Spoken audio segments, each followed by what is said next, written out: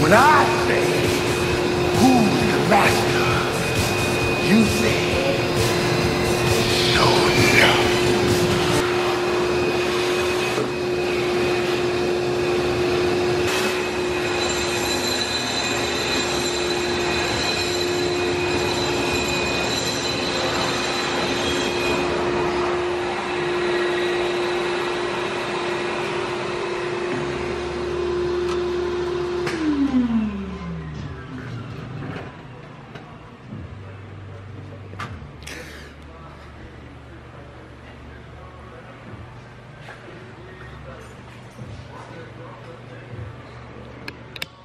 Alright guys, you know what time it is. It's time to get back to Sho'nuff.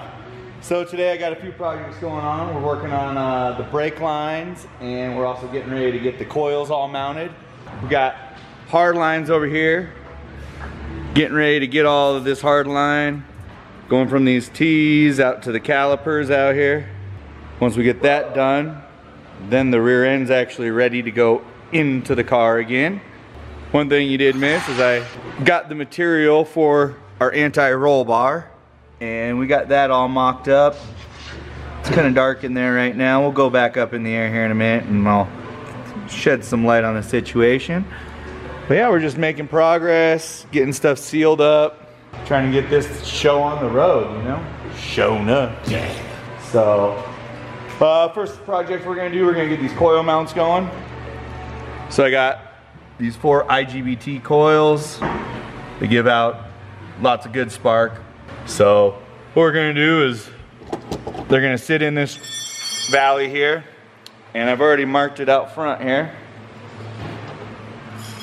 Got those 4 little red X's there. Those are the center points for where I'm gonna drill holes, and the tips of the coils are actually gonna come through, and the coils will stay up there in the windshield valley.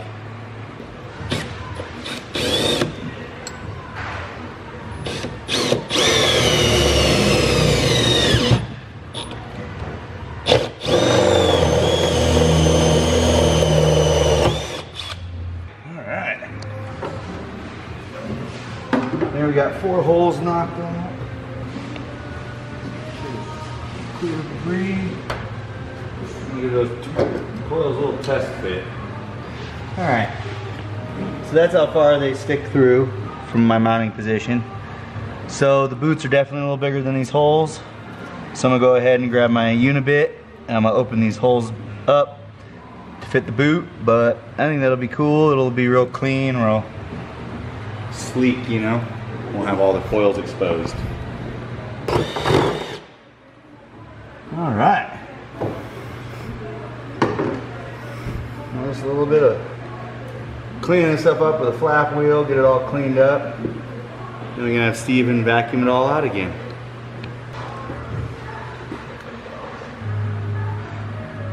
Sho'nuff, that'll be pretty neat.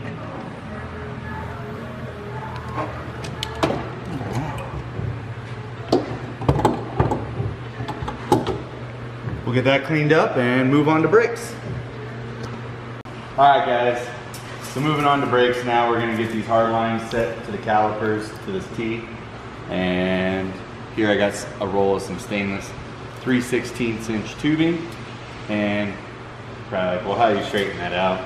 Here's one of my little tricks. I like to hold the end down and you just kind of just roll it out along a bench.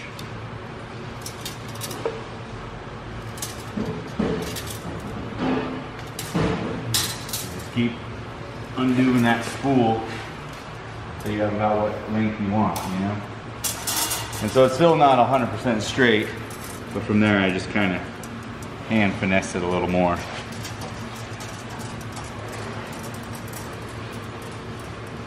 But rolling it out against something flat like that for your initial flat mount helps you from getting a kink the opposite direction.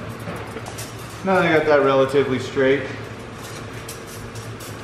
I want to pretty much go from here to here. So I'm going to go ahead and stick it a few inches past. That'll make up for some excess coming into the bends. And then coming to the T, I want to add some because I'm going to be having a few bends, you know, coming up 45 and then back in. So we'll probably go with about,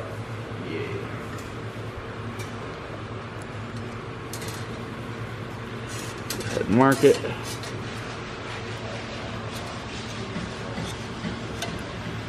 So every time I spin this cutter around, I give this knob just a little bit of a twist to put a little more pressure on the blade.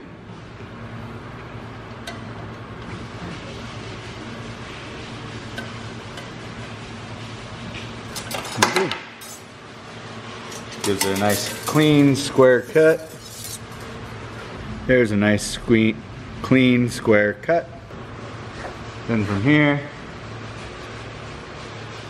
I'm gonna go ahead and work from the caliper up to my T. I actually need to go through here, but first what I'll do is I can see I'm gonna need 245. So I'm gonna come off my tube here, 45 here, and then 45 back to there. But before I do that, I'm gonna have a very short 45, so the very first thing I need to do is actually crimp. Not crimp, but I need to put my tube nut and tube sleeve on. Then I need to actually give this an AN female flare to mate up with this -3 male fitting. So from there, I actually have this really cool kit right here. I got this from my Snap-on guy a long time ago, but it's really cool. It does all your brake fittings, your double inverted flares, bubble flares. It goes from 3/8 or from 3/16 all the way up to 3/8 in this kit. And I actually have an extension kit to do all my AN stuff from 3/8 or 3/16 all the way to 1/2 inch. Really nice kit. It's all hydraulic, and you don't have to put as much elbow grease into flaring your lines like those hand flare kits that you twist and have like little horseshoe. Yeah, I'm not about that. I like to work fast and efficiently. So here's what I use. Yeah, so let me go ahead and show you how this thing works. Where's my die? Grab dies.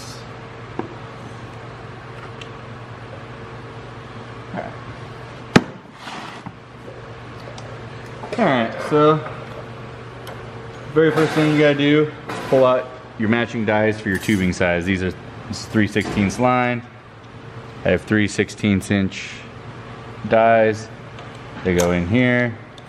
You want this recessed area towards the plunger of the device.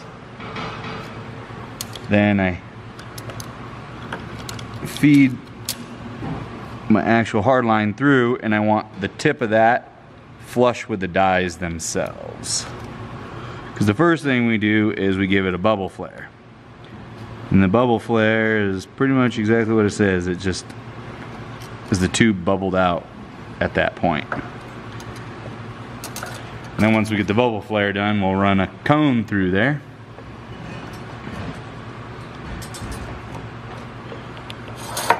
So this piece will go into the tube, and as it squeezes it, the tube has nowhere to go but pancake outwards.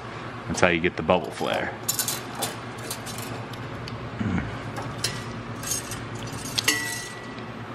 So, get that lined up.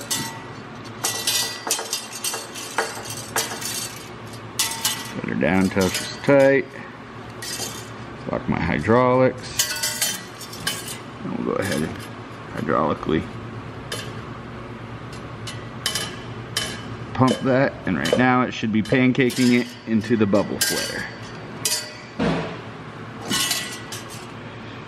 Release my hydraulic pressure.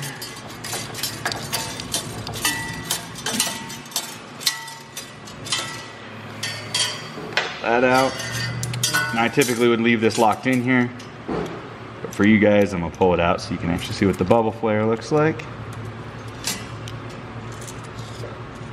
So there we go. You can actually see it's got a bubble. Oh yeah. There you go. I'll put these dies back together on there.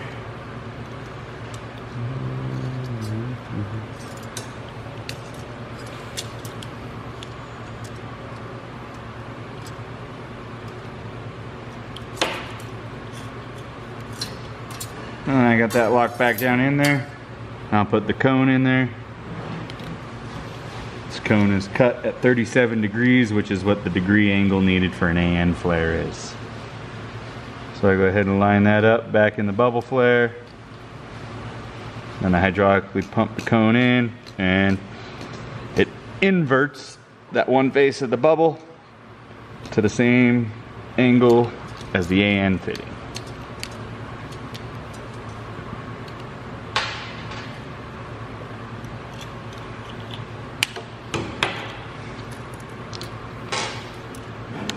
So now it's got the flare, this butts up to it, and that goes over, and now it'll tighten on all AN like.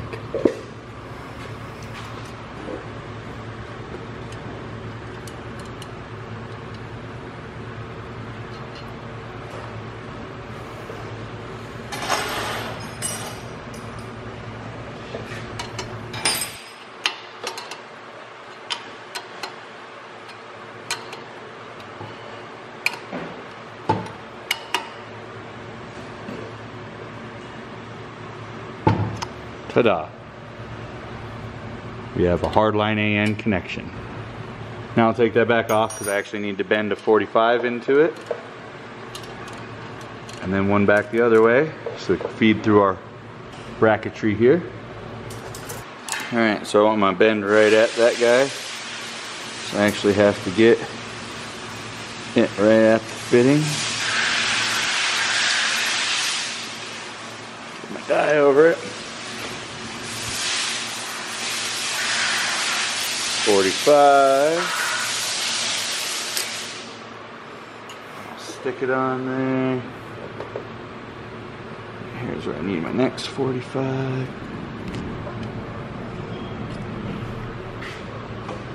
I'm just going to keep on working it like that until I get it all the way through and up here, and we'll flare the other end. That'll be one side done. Repeat for other.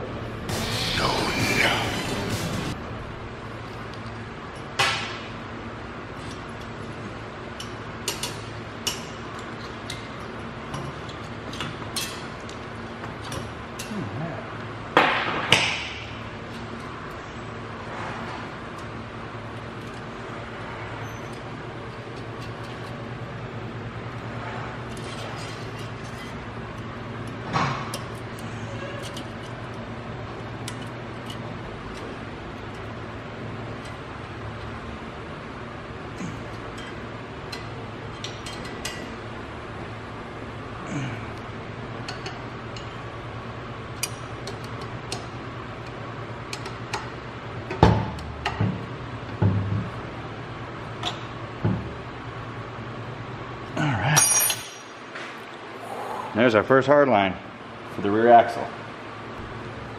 So now I just need to duplicate what I did over here on this side. Same procedure.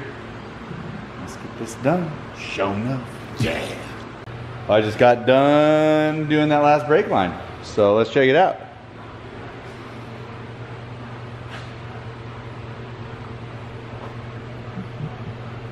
All flared. All -3. Boom. Things Sho'nuff. Now we'll have some hard lines for the back so Sho'nuff can stop. Oh yeah. Yeah. 488 to the rescue. Alrighty. So I just got the hard lines done on the rear axle done just a little bit ago. Now I'm working on doing the brake lines up front. So I'll give you kind of an explanation of how the brake lines are going. I'm still waiting on a few parts. So the master cylinder sits here, and then it's going to have 2 ports on it. One of the ports is going to be a hard line, comes back this way, and runs down along the frame rail down to the staging handbrake. And then the other one is going to come down underneath through this hole, and then this is our anti-roll valve. So when Brent gets to do like his burnouts and stuff like that, he can roll up, mash the brakes, hold a button, let go of the brakes, and then he can use his clutch and gas pedal without having to touch the brakes or the handbrake. You can just sit there and lay into the rubber and give it all the heat they need. So, and then from there, the front brake lines are going to come out, come up over and into this T, and this T is then going to go from this side down over to the passenger brake side front brake, and then this one's going to come around down to the driver's side brake.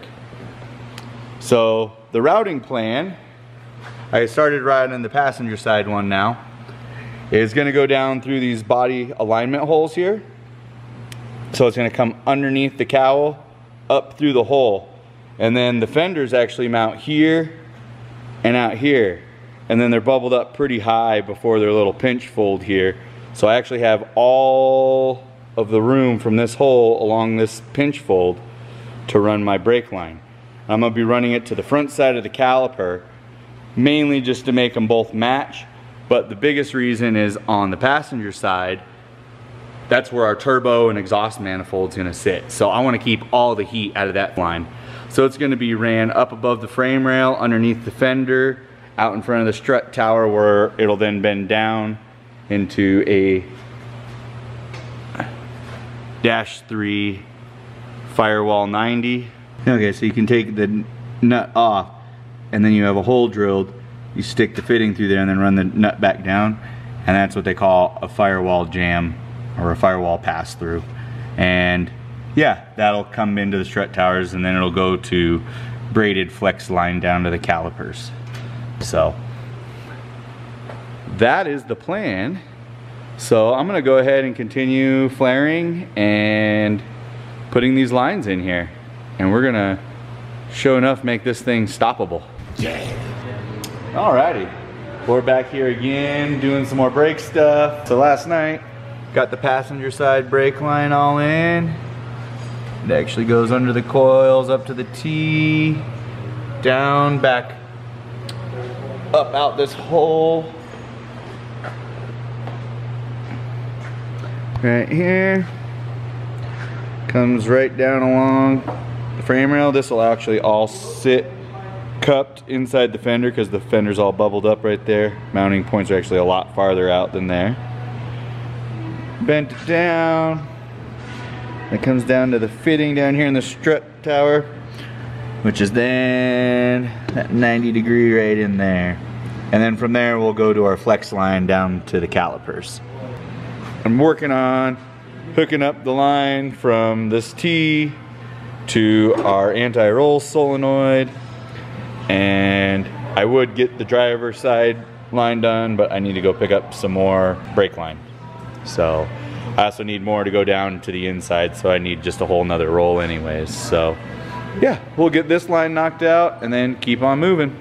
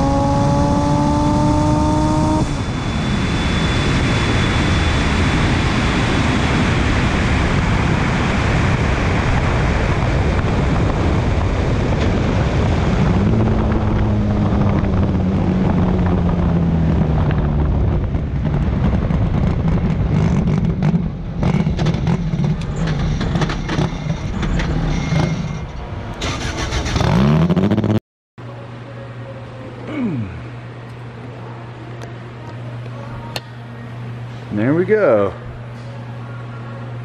There's that hard line. Another one done. Couple more left to do. Kiss my condoms. Go.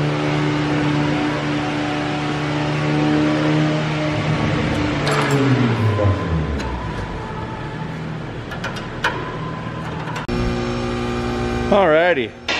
So I got that driver's side line in, and it fits just like the other side. Fortunately, I couldn't get any stainless line today, so I just went ahead and did it with a roll of the basic coating. It's gonna get painted anyway, so no biggie. But stainless did look pretty. And there it is, all fitting under the wiper cowl. Yeah. Sho'nuff, we got some hard lines for brake lines. More brake systems still to do, but we're making progress. Things are getting painted, and we're just getting it all buttoned up. I can't wait to hear it fire up, and I know you guys can't too. So I hope you enjoyed this session of brakes, and we'll still have more to add to it. Hey guys, so Shawn's working on Sho'nuff, so I'm gonna let him kind of take over from here. This is Shawn's video, not mine. Here, talk to him. How's it going, guys? So I'm sitting here just doing some Sho'nuff work. We're trying to still finish lining out the rest of this brake system. So the last thing I got on hand is getting the master cylinder all set up. So I got the factory S2000 master cylinder, and then here's the brake pedal assembly out of the S2000. Well, inside the body they have some spacers, and I did some measuring. Yeah. And a big 5/8 lug nuts from Mark Williams. These are like within a couple hundred thousandths of what that was, so that's close enough. And I went ahead and also built off the brake booster delete plate with a little standoff, and I did the standoff because I opted to move the master cylinder up, which then changes the leverage point on the brake pedal, and from what I've read, it's supposed to help ease the braking without the solid, you know, without the vacuum assist on the brake booster. So I've already drilled the pin, got the pin in there. I took a brake booster apart to see if I could make that rod work. Well, it was about a 1/2 inch too short for what I needed, so then I had to go to plan B, which was I found a long bolt that was longer than that and ground it down and gave it a round end just like this, so it could pivot inside the master cylinder. And there is the final product. That's gonna be our push rod for the masters. So I'm gonna do a couple more things now. I'm gonna disassemble this. I'm gonna take the bottom plate, router it off, and then after that I'll reassemble it back on the bench one more time. Then I'm gonna tack weld this other plate, the master cylinder standoff plate, to the block off plate, and then I'll weld those all the way up. Then we will have a complete, you know, master cylinder system.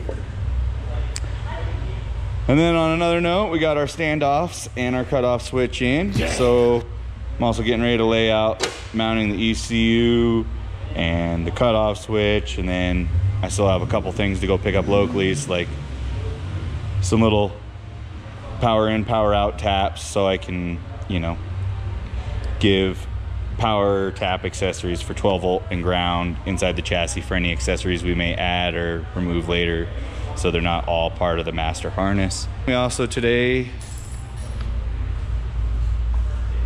got the sheet metal for inside of our drive shaft tubes, as well as our steering wheel extension, because after doing the steering column, we want that steering wheel out about another 3-4 inches, so got one of these and I'll be building that. Yeah. Got the firewall, another coat of paint on it, brushed it on last night before leaving. Next, just got to get the rest of the engine bay painted and then put the engine back in and get the intake manifold and turbo manifolds fabricated. So yeah, we're making progress. Sho'nuff. Yeah. So guys, that'll do it. Shawn's making good progress, and we're still pushing real hard to get this thing a roller. Stay tuned, stay watching, and I'll see you tomorrow.